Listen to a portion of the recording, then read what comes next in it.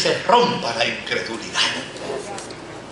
Ora para que haya en ti un sentido pleno de confianza ante tu Padre. Ora para que la relación de intimidad se haga más plena en tu vida. Ora creyendo que lo que pidas conforme a la voluntad de Dios, lo recibirás. Mateo 21 y versículo 22 dice: si ustedes creen, recibirán todo lo que pidan en oración. Ora para que la vida tuya pueda disfrutar de experiencias extraordinarias de milagros. En el capítulo 12, versículos 5 al 7 del libro de Hechos, encontramos una historia hermosísima donde dice que a Pedro lo metieron en la cárcel. Y mientras él estaba en la cárcel, ¿qué hacía la iglesia? ¿Se da cuenta, querido? La iglesia oraba constantemente y fervientemente a Dios por él. Es decir, un hombre en la cárcel y una iglesia ¿qué? Orando. Un hombre en crisis y una iglesia hablando con el Padre. La misma noche en que Herodes estaba a punto de sacar a Pedro para someterlo a juicio, este dormía entre dos soldados, sujeto con dos cadenas. Unos guardias vigilaban la entrada de la cárcel. De repente apareció un ángel del Señor y una luz resplandeció en la celda. Despertó a Pedro con unas palmadas en el costado y le dijo: date prisa, levántate. Las cadenas cayeron de las manos de Pedro.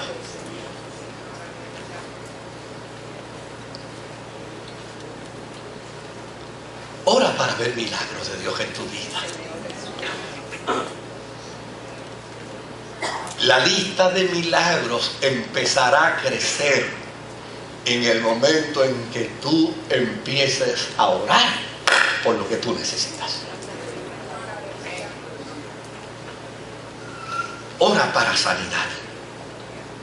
Santiago en el capítulo 5, verso 14 y verso 15 nos dice de la manera siguiente: ¿está enfermo alguno de ustedes? Haga llamar a los ancianos de la iglesia para que oren ¿qué? Para que oren por él y lo unjan con aceite en el nombre del Señor. Y verso 15: la oración de fe sanará al enfermo y el Señor lo levantará, y si ha pecado, sus pecados se le perdonarán. Amén.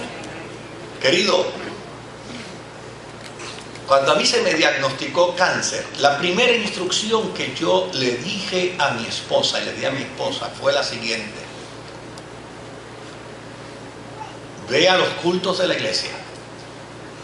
A nadie le aceptes una ofrenda. Usted le puede preguntar a mi esposa. A nadie le aceptes una ofrenda. Nosotros no necesitamos dinero para esta enfermedad. Solamente acéptale a la gente en cualquier papelito que me diga que está orando por mí. Y mi esposa llegaba todos los domingos a mi casa con una bolsa llena de papelitos.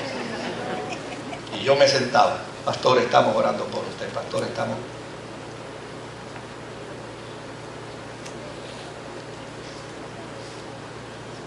Yo no necesitaba dinero. Yo necesitaba oración. Porque la convicción bíblica es que Dios opera milagros. Amén. Cuando su pueblo ora ante él. Amén, gloria a Dios. Esa es la convicción bíblica. Eso es lo que nos plantea la Escritura.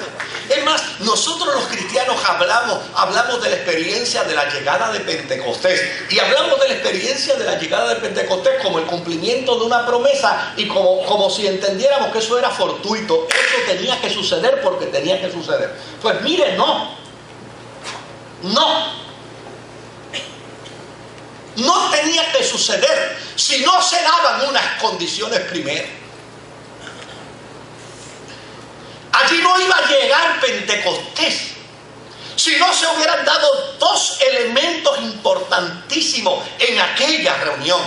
El primer elemento importantísimo que tenía que darse allí para que Pentecostés llegara era que aquellos 120 tenían que estar unánimemente ¿qué? Juntos.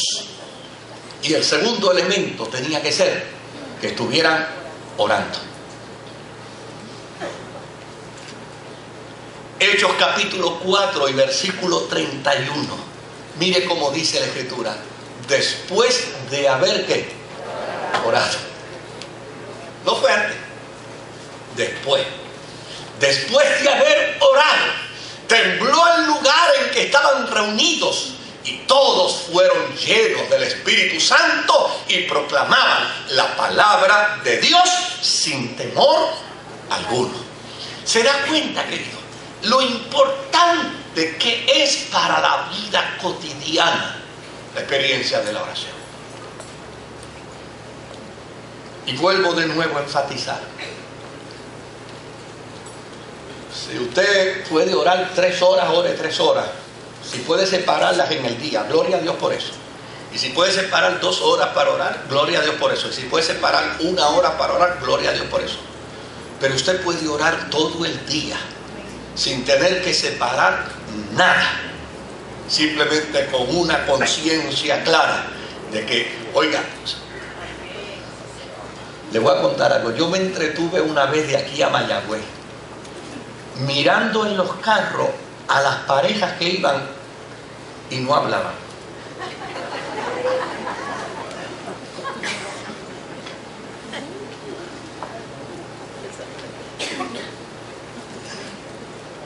Ella, como dice el jíbaro, eleta. Y él, eleto. Y yo los miré ya, pasarás por mi vida sin saber qué pasarás. ¿Sabe? La cantidad de gente que sale con su mujer y en 1 hora no se dicen una sola palabra. Pues eso es lo inapropiado en la relación con Dios. Que usted haya pasado horas sin hablar con su Señor. Que usted haya pasado horas sin haberle dicho al Señor, Señor, qué bueno eres. Déjame adorarte, déjame bendecirte. Es más, déjame cantarte, Señor. Déjame cantarte, por más malo que uno cante. Oiga, al papá siempre le va a gustar escucharle a uno una canción.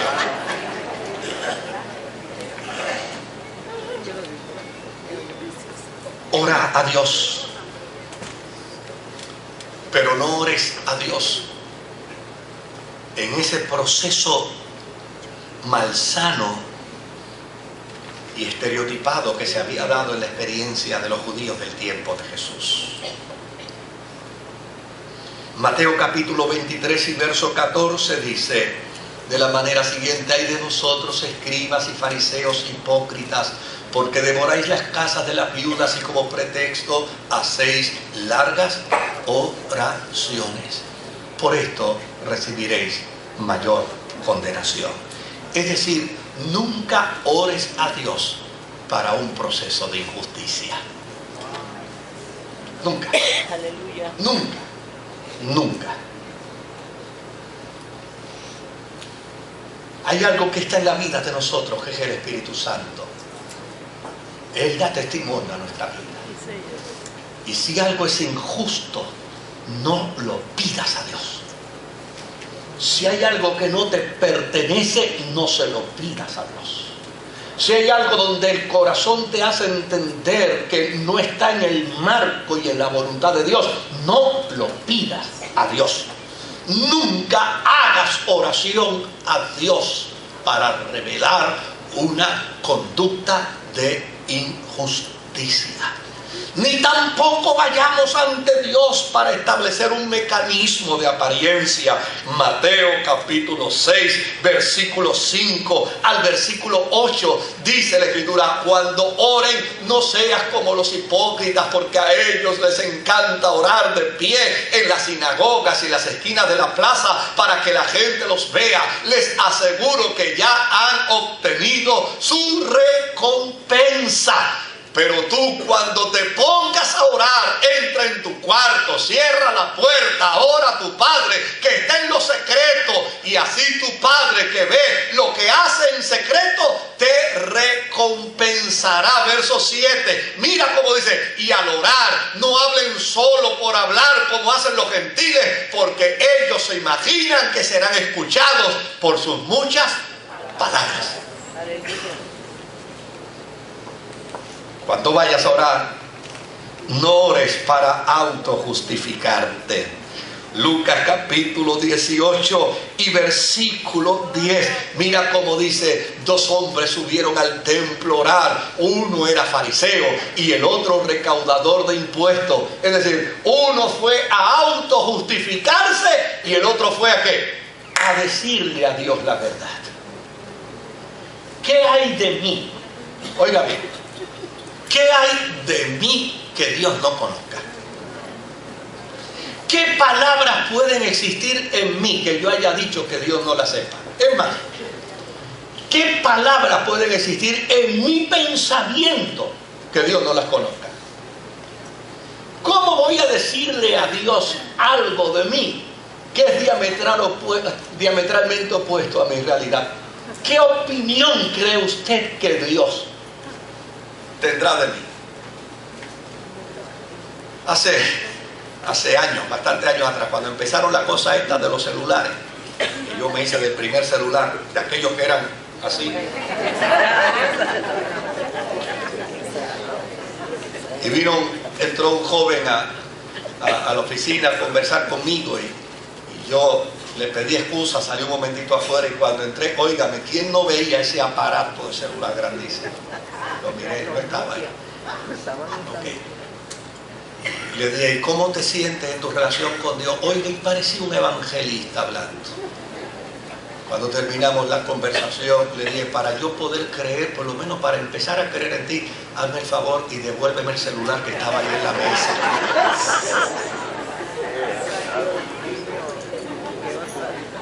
Se lo había llevado.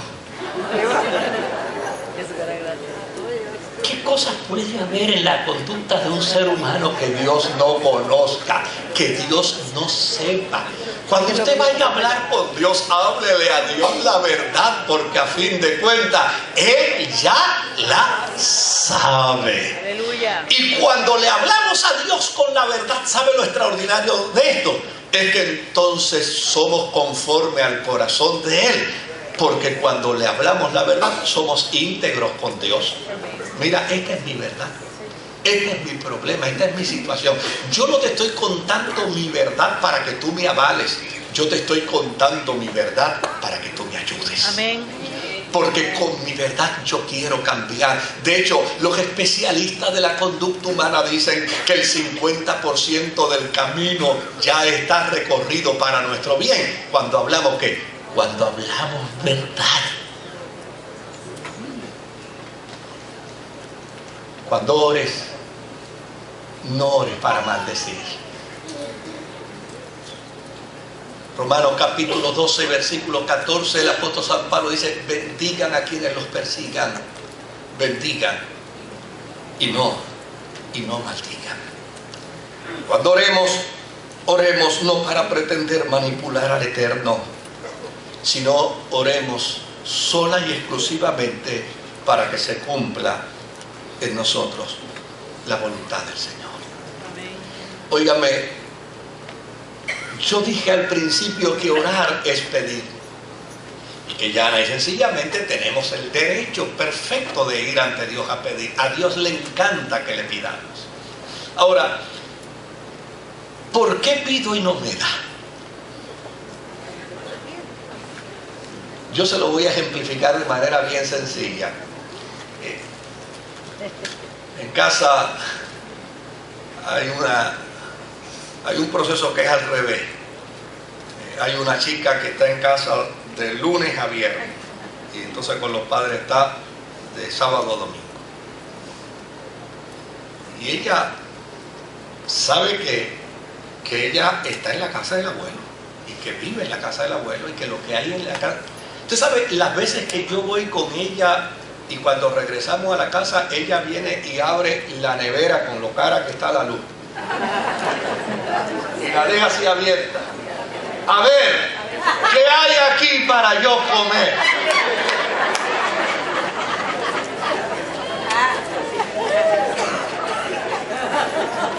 Y eso a mí me satisface.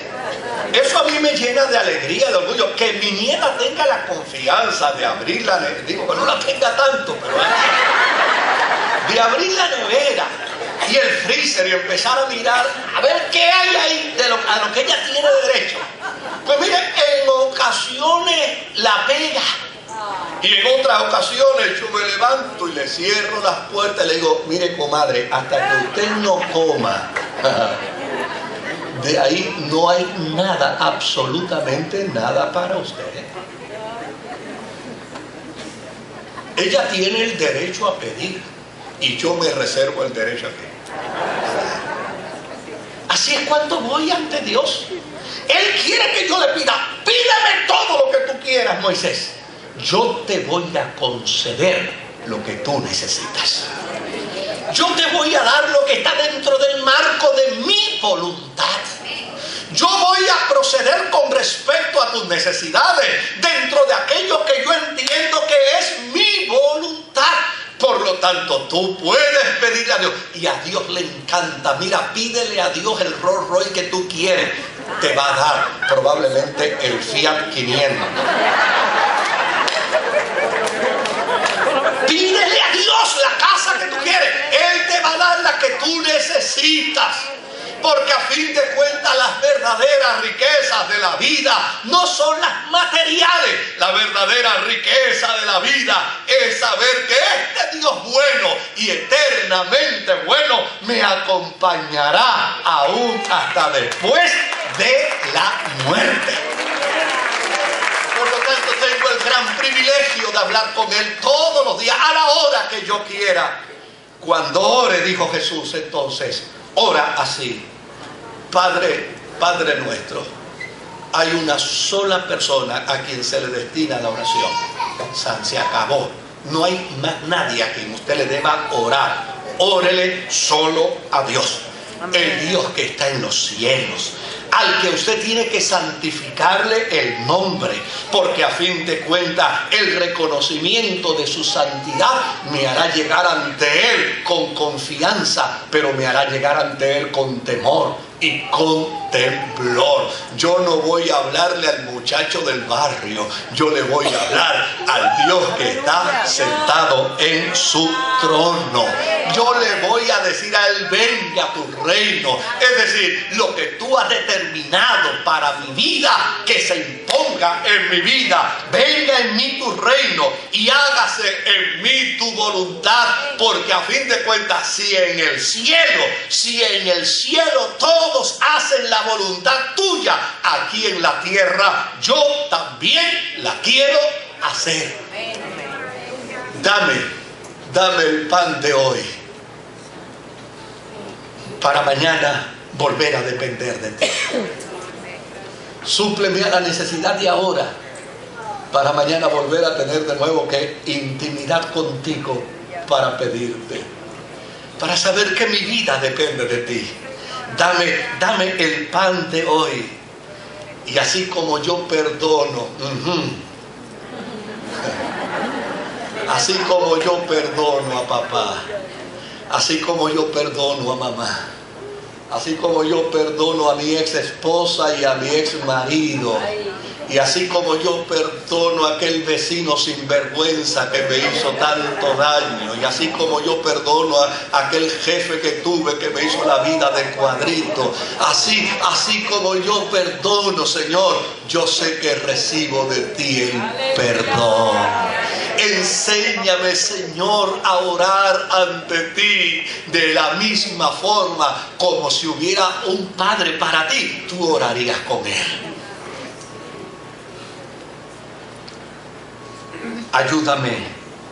Ayúdame con mi concupiscencia. No permitas que mi naturaleza humana comprometa mi vida de relación contigo. No permitas que mi concupiscencia humana violente lo que tú has establecido. Con eso voy a pelear toda la vida, Dios. Voy a pelear con lo que quiero y no debo. Y voy a pelear con lo que debo y no quiero. Pero por eso es que puedo venir ante ti y hablar con certeza y con seguridad.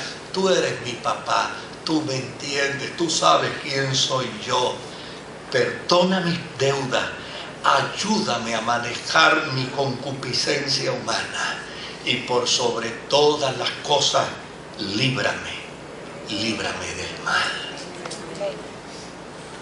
Porque a fin de cuentas yo reconozco en mi peregrinar de vida que el reino, el poder y la gloria por siempre te pertenecen a ti. Ese era el mecanismo de la oración de Jesús. Ahí era donde Jesús caminaba dentro de su plática con el Padre. Y cuando Jesús le explicó a sus discípulos el mecanismo de la oración, entonces ellos podían entender que la oración que Jesús les enseñaba es la que abre la puerta de los cielos. Es la que obliga, por así decirlo, al cielo a inclinar su oído para escucharte. Porque cuando oramos ante Dios de manera correcta, yo le aseguro a usted en el campo de mi imaginación que cuando usted ora a Dios de la manera correcta, conforme a su voluntad, Él podrá estar hablando con San Pedro, Él podrá estar hablando con el arcángel Miguel, Él podrá estar hablando con el arcángel Gabriel, Él podrá estar hablando con quien sea allá en su trono. Pero cuando usted inclina su rostro, cuando usted doblega el corazón para hablar con Él, Dios manda callar a cualquiera en el cielo para inclinar su oído y escuchar tu oración. Y es de esa manera cuando siempre podremos tener certeza como Jesús la tuvo. Tú siempre me escuchas. Inclinamos el rostro. Gracias, Jesús.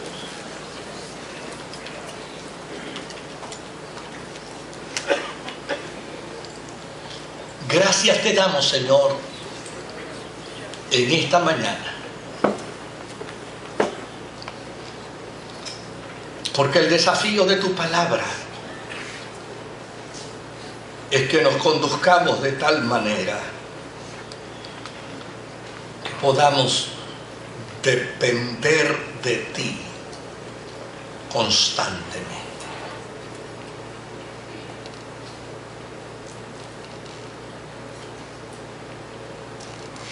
Ayúdanos de tal manera, Señor, a desarrollar un sentido sano de la oración,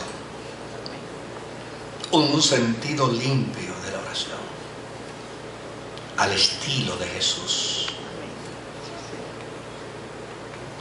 Que podamos hablar contigo con la confianza de que tú estás para escucharnos